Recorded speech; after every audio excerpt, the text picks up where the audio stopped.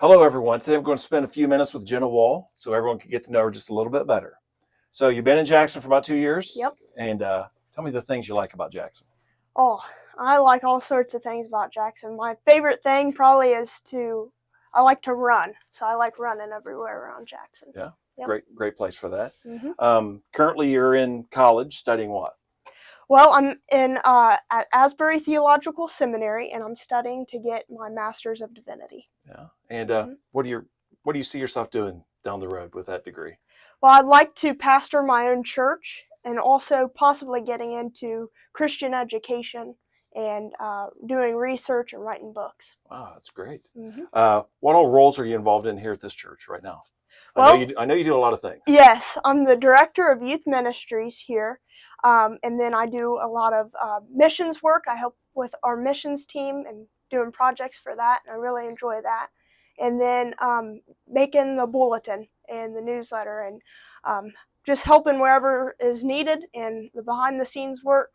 And yeah, I really enjoy that. And out of all those things, what would be your favorite thing to do here at the church? My favorite thing of all is to teach the Bible. Yeah. Yep. You know, we love your parents. Me too. What was it like growing up being a pastor's kid? Well, I always make this joke that I had a drug problem because I was drugged to church and to Sunday school and to my brother's youth group and choir practice and finance meetings. And basically, anytime the church doors were open, my family and I were there. And as much as I like to joke about that and people like to poke fun at that, it's truly been the biggest blessing of my life to have the parents that I have.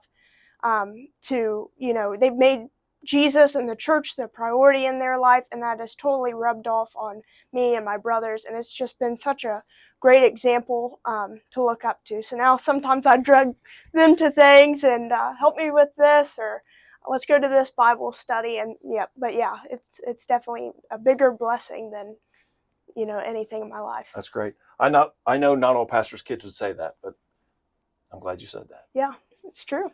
So you were talking earlier, and you mentioned being called into ministry as a teenager. Mm-hmm. Can you tell us about that experience?